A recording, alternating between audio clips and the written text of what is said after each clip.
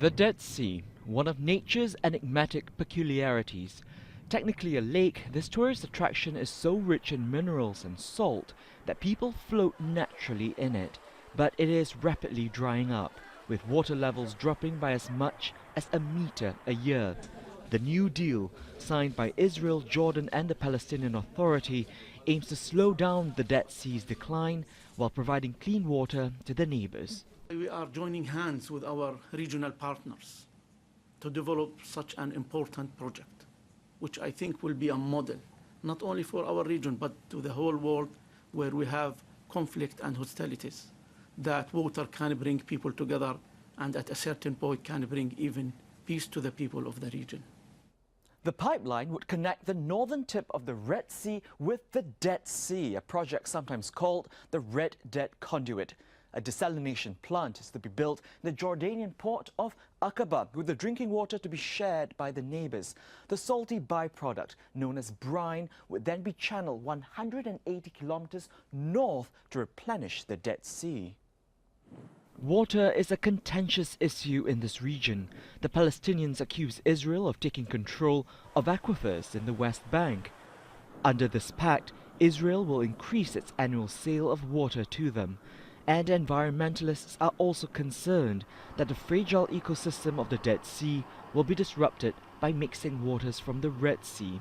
But the agreement is also seen as a sign of cooperation at a politically sensitive time and possible hope to save the Dead Sea. Gerald Tan, Al Jazeera. A historic agreement to address a critical shortage of water in the Middle East. It's being sold as a benefit to all, but it's opened the floodgates to a wave of accusations and recriminations. We dip below the surface and ask what's at stake and who stands to gain. This is Inside Story.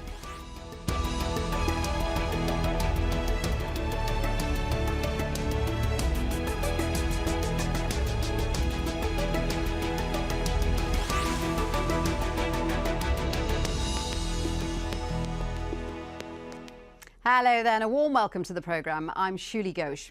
Now, it's being sold as a rare example of regional cooperation, a deal between Israeli, Palestinian and Jordanian ministers to provide new sources of water for the three neighbours and maybe save the Dead Sea along the way. But it's a deal swirling with political, environmental and moral undercurrents. Let's take a look at it. The new project would provide a desalination plant on the northern tip of the Red Sea in Aqaba. That will provide Jordan and Israel with a new source of drinking water and allow Israel to sell desalinated water for use in the occupied West Bank. A later phase could see a 180-kilometre pipeline to carry brine from the desalination plant on the Red Sea to the Dead Sea. The idea is to replenish the Dead Sea, which is declining at a metre a year. Well, ministers signing the agreement at the World Bank in Washington were unanimous in their praise for the project. We are joining hands with our regional partners to develop such an important project, which I think will be a model, not only for our region, but to the whole world where we have conflict and hostilities. We're living and we're sharing, despite the problem that we do have, but also we're sharing also the problem that comes from the scarcity of water. Today we showed that we can work together in terms of making more water available. Let's hope that that agreement will be a glimmer of hope for, let's say, future agreements for comprehensive peace in the region. Well, we'll introduce our guests in just a moment. But first, Simon McGregor-Wood has more on this for Inside Story from the Dead Sea in Jordan. The politicians on all sides of this deal are making some pretty bold claims about the benefits, and clearly there is a strategic breakthrough, if you like, but principally I think at the level of the politics of water. People in Jordan, people in southern Israel and of course people in the occupied West Bank are desperately short of water. They need more both for drinking and for farming, and this deal will deliver significant increases in supplies. But I think the problem from the environmental point of view and from the sceptical point of view is that the politicians are also making some pretty grand claims that the deal will also address frankly, the disaster that is the Dead Sea today. And the skeptics are saying, well, the numbers simply don't back up those claims. This Dead Sea problem translates into a metre lost in level every year. According to environmentalists, that's 800 million cubic metres lost every year. Now, the best case scenario under this deal is that the Dead Sea would receive only 100 million cubic metres from the Red Sea and the desalination works every year. And that, well, it's simply not enough to even address the falling levels. The environmentalists say the only way to get to grips with this problem is to stop people taking water out of the Jordan River, which is the Dead Sea's natural supply. And for years, the Jordan has been over-extracted by Israel, Jordan and Syria. And until that problem is addressed, the Dead Sea is in real trouble and for a long time to come. And the deal signed yesterday in Washington makes for some nice headlines, some good PR for sure, but it's about the politics of water, it's about human consumption, it's not about saving the Dead Sea. I'm Simon McGregor-Wood for Inside Story by the shores of the Dead Sea.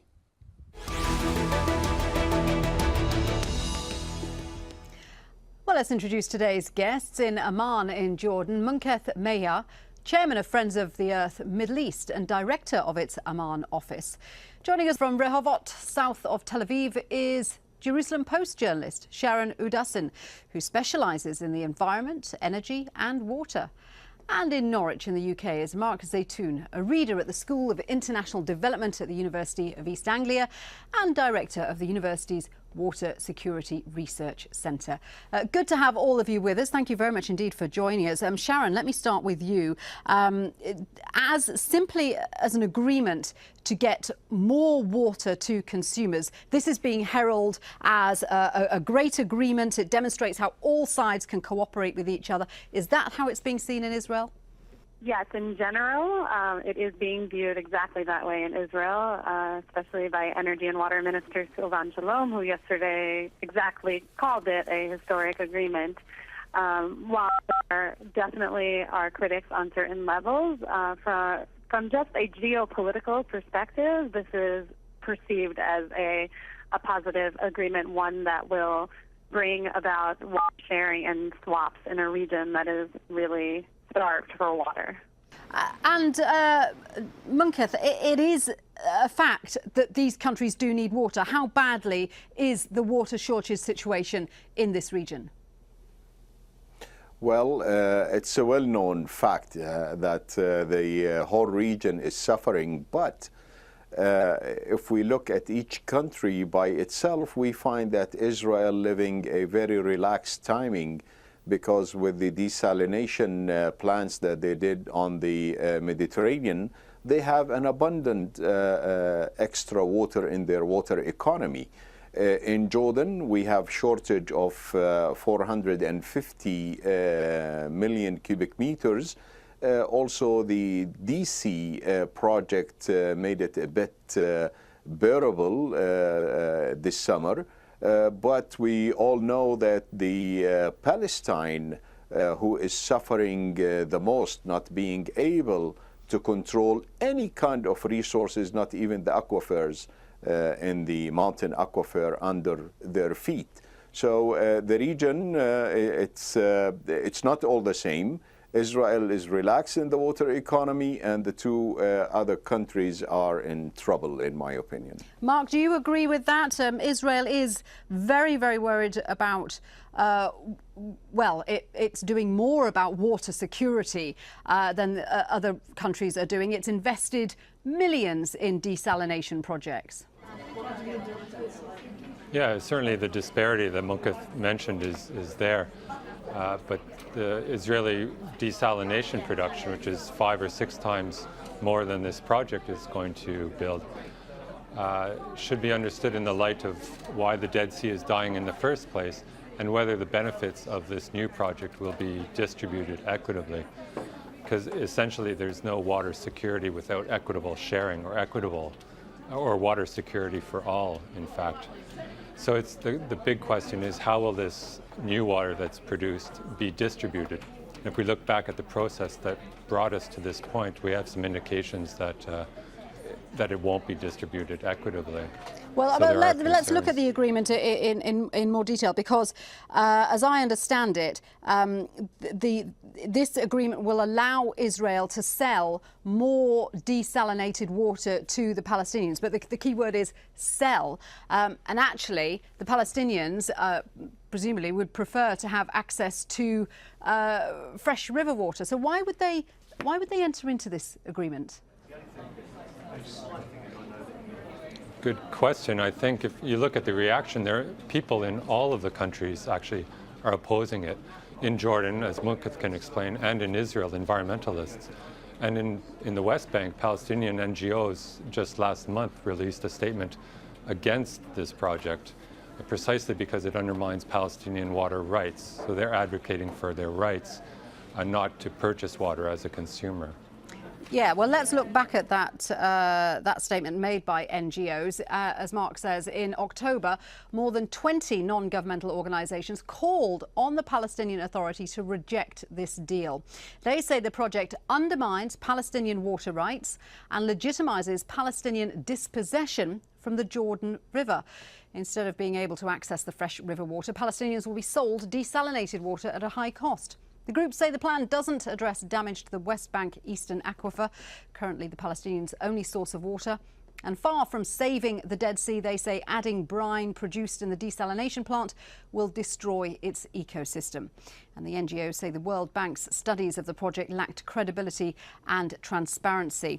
Sharon, let's just come back to you. Let me get your response to this. The Palestinian NGO statement, which says that this project undermines Palestinian water rights. It legitimises Palestinian dispossession from the Jordan River. What do you say to that?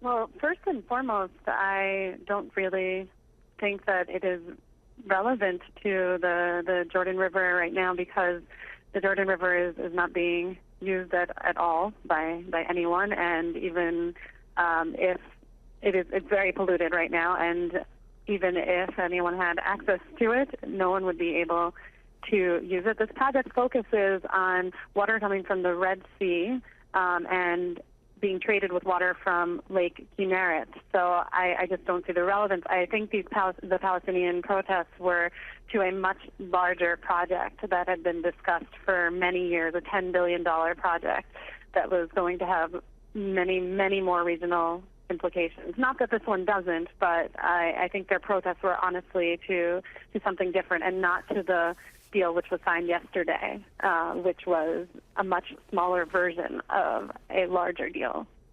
Munketh, when we look at those protests by Palestinian NGOs, what do you think of their criticism of the deal, that it legitimises Israel's water theft of the River Jordan? Okay. Because, I mean, Israel has unilateral control of that on the upper reaches of the river, doesn't it? Of course, yeah. Let's get one thing straight before we go any further, in my opinion. The project that we are looking at today, which called a historical moment, is nothing more than a desalination project at the north of the city of Aqaba, 18 kilometers to be precise. That makes it a very ordinary desalination plant with the plans to take the brine to the Red Sea, 45 kilometers south to the Saudi border. Now, in your opening, you said that a proposed pipe to take the brine all the way to the Dead Sea. And yes, it is a proposed, because that pipe must pass the environmental impact assessment studies and also the economic studies. Yeah, that pipe wasn't part of Monday's agreement, but it's certainly a project that's been thought about for a long time, isn't it?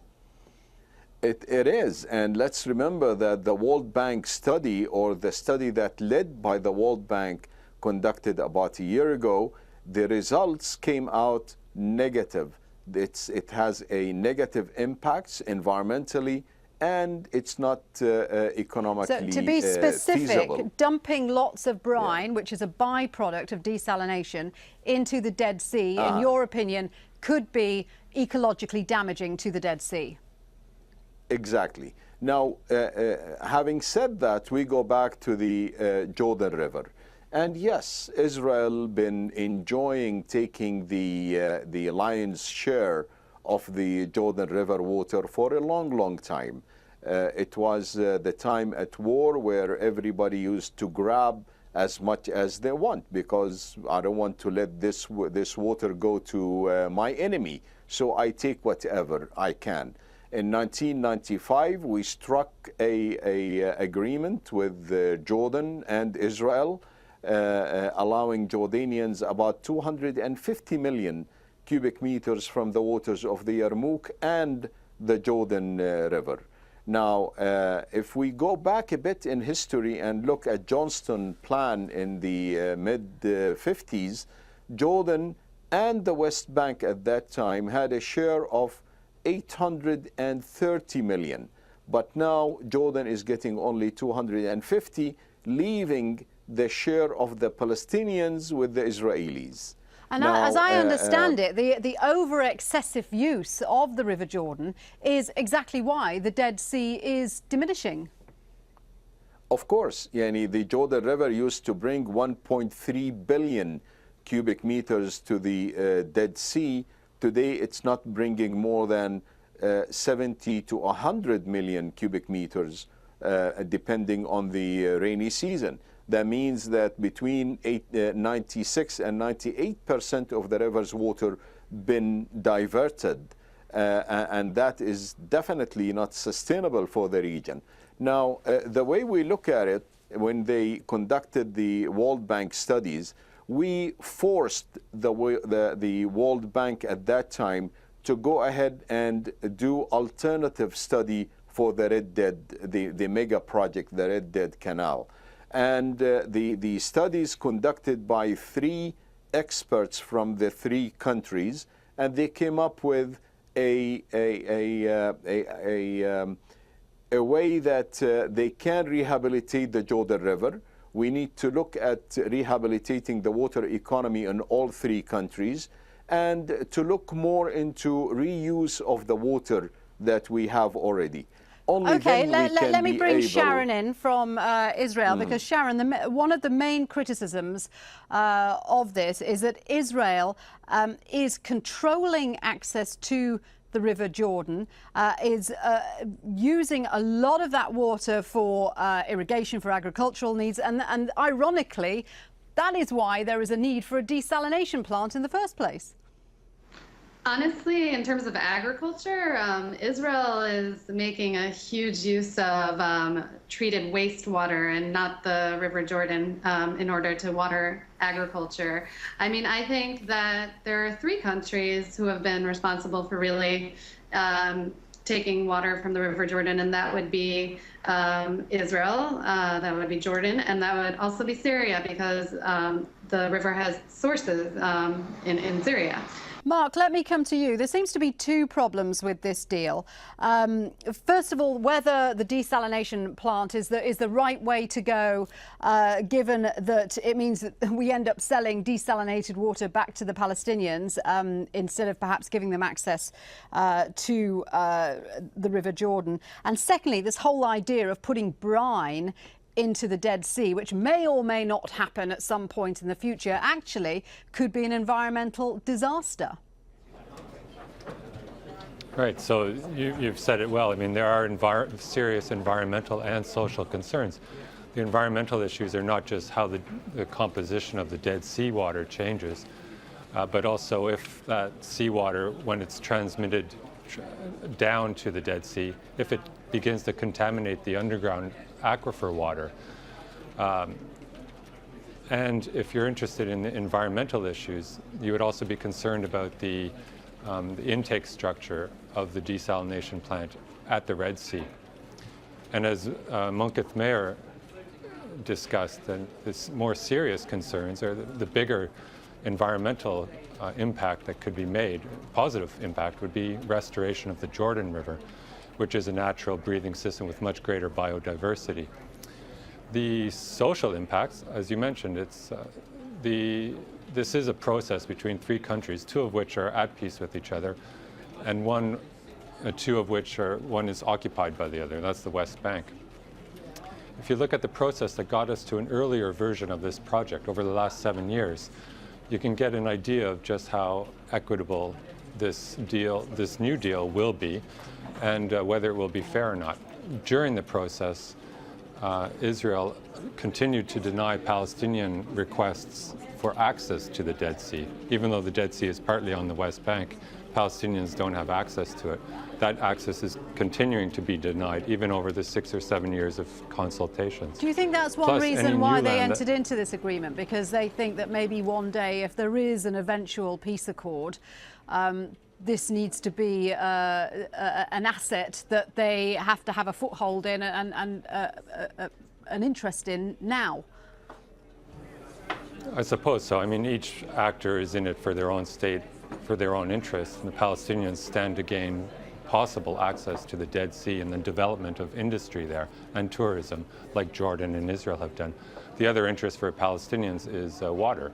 So if there is a fair share of water that comes out of it, could be a good idea for some Palestinians. But when you look at the opposition in each country, it's unanimous, mostly on environmental grounds and also on the social grounds. It's interesting that this agreement was signed at the World Bank headquarters, so clearly the World Bank is endorsing it as a deal. John Kerry is due in Jerusalem. He says this is a good deal because it improves economic development. Does a project like this have any impact on future peace talks, negotiations? Well, I think it has positive impact on the businesses in the region, in the Dead Sea. So the potash industry and tourism. Whether you think that's going to lead to peace or not is up for you to decide. If you look at the process that's been up until this point, it's been one mainly of the governments distancing themselves from the people's concerns, and the governments within themselves fighting and battling, denying Israel, denying access to the Dead Sea of Palestinians. And I'd like to point out that what you noted that the root cause of all this is upstream water use, so damming of the Lake of Tiberias in 1964 by Israel, and then later dams by Jordan and Syria on the Yarmouk River.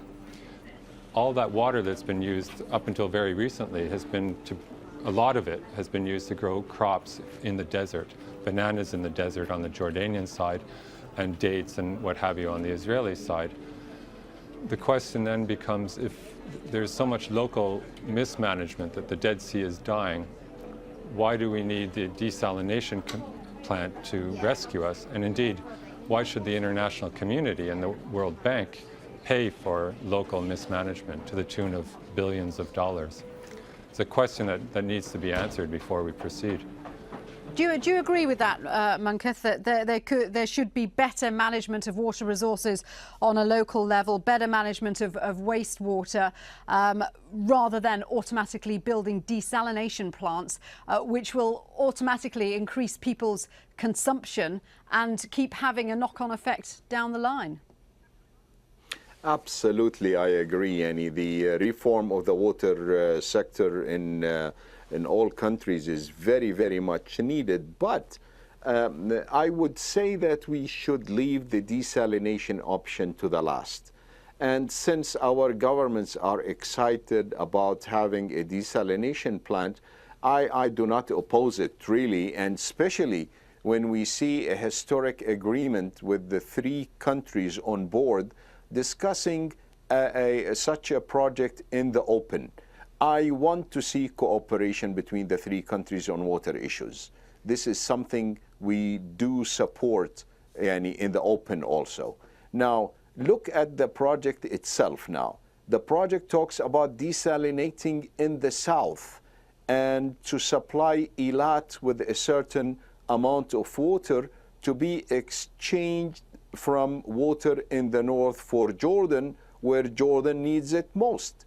At the same time, I find it good from the Jordanians to include the Palestinians and ask Israel to supply the West Bank with more water.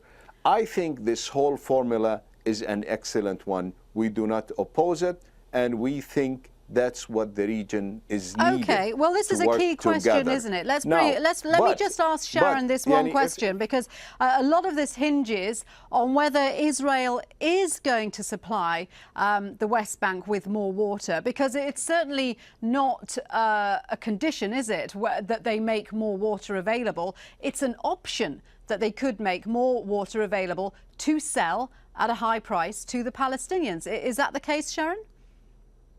Well, I was under the assumption that it was a condition of this agreement. I mean, this was just a memorandum of understanding, but I assume once the parties formalize it more than a memorandum of understanding, that it will be something that they commit to. I mean, already Israel is required by the Oslo Accords to supply directly 31 million cubic meters a year of water to the Palestinian Authority, and they're currently supplying directly 52. This is in addition to the 196 million cubic meters a year that the Palestinians receive from the region, from the aquifer.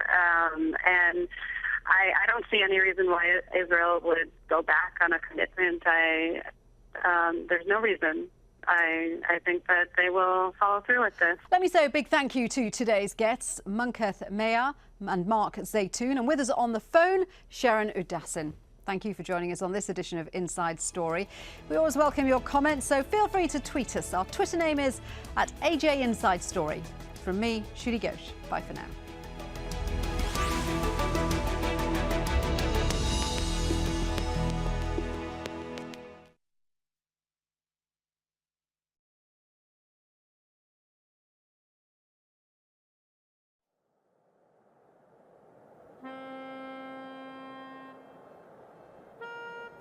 ים המלח הוא אוצר טבע ייחודי, הידוע ברחבי העולם. אולם מאחורי אופיו הבראשיתי וחזותו השלווה של ים המוות, עומדים אינטרסים כלכליים חיים מאוד. צפון ים המלח נמצא בשטח הגדה המערבית, ולכן משאבי הטבע באזור אמורים לעמוד לרשות הפלסטינים. בפועל, ישראל מנצלת את המשאבים לטובתה, ומונעת מהפלסטינים את הזכות להפיק מהם רווחים. גורמים ישראלים מפעילים את אתרי התיירות הפופולריים באזור, ובהם מערות קומראן, מיינות עין פשחה, וכמובן החופים עצמם, קליה, ביאנקיני, מינרל ונווה מדבר, כך שהרווחים נשארים בידיים ישראליות. גם השימוש הכלכלי בבוץ המינרלי השחור הידוע של ים המלח נמנע מהפלסטינים. המפעל הישראלי אהבה מפיק ממינרלים אלו תכשירי קוסמטיקה הנמכרים בהצלחה ברחבי העולם. מיזמים פלסטינים נמנעת הגישה למשאב רווחי זה. על פי המשפט הבינלאומי, לישראל אסור לנצל את משאבי השטח הכבוש לצרכיה שלה. הזכות ליהנות ממשאבים אלה היא של הפלסטינים בלבד.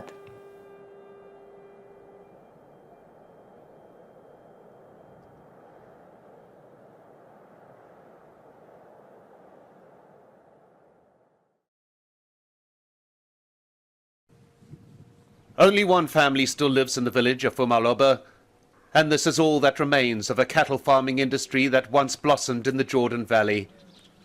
84-year-old Majid Masid and his children have stayed, while more than 50 families left, squeezed out by the Israeli settlements that have been built all around. He now pays more than $1 a litre for water. Israeli settlers pay 10 cents for the same amount. We used to have access to the Jordan River. It was not off limits like it is now. This is what for decades has made the Jordan River off limits, an Israeli military zone that cuts off direct Palestinian access to the water, what the Israeli government says is essential for the security of the state. In recent years, though, Jewish settlements have been established in the area, nearly 40 of them. An estimated 9,000 settlers have drilled new wells for exclusive Israeli use and diverted ground table water once used by Palestinians. Of the more than 50 water springs mapped in the Jordan Valley, only one near Jericho is under direct Palestinian control. And the land on which cows grazed for decades has now been declared a nature reserve.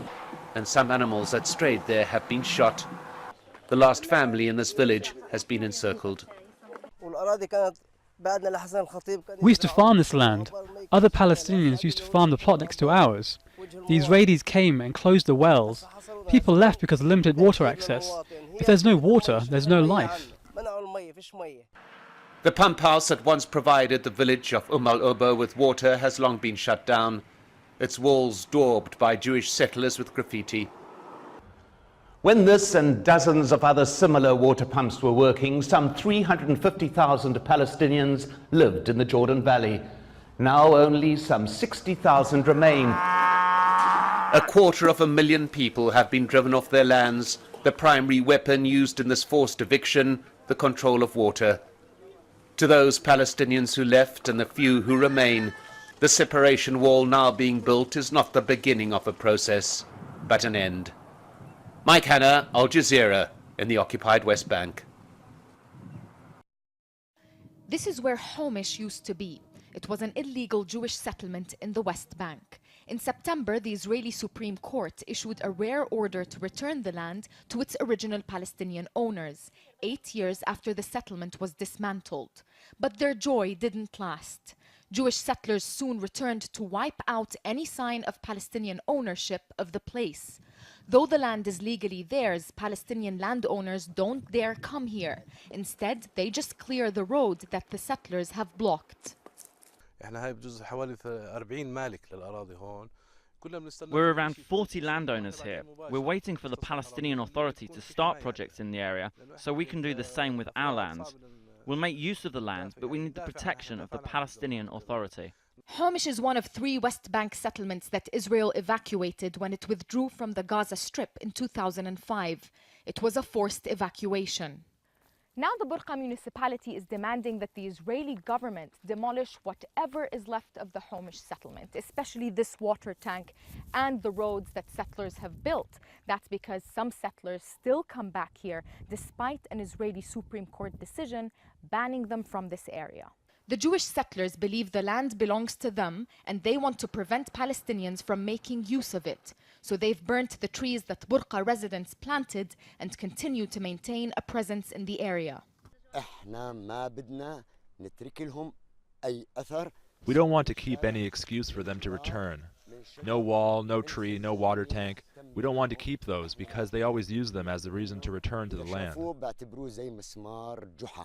But the lawyers who fought for years to win this case say it's the Israeli government and army that should prevent the settlers from coming back. The Israeli government is responsible for implementing the court decision. But we know the Israeli army is not interested in implementing decisions the same way it procrastinated in returning the land to its owners. The battle over one of Israel's smallest former settlements is taking a lot of time and effort, and that's discouraged many Palestinians. The way they see it, if it takes this long in a tiny place like Homish, what chance do they have of clearing much larger Jewish settlements and regaining the land they say was stolen from them? Nisreen Shamaili, Al Jazeera, Burqa in the occupied West Bank.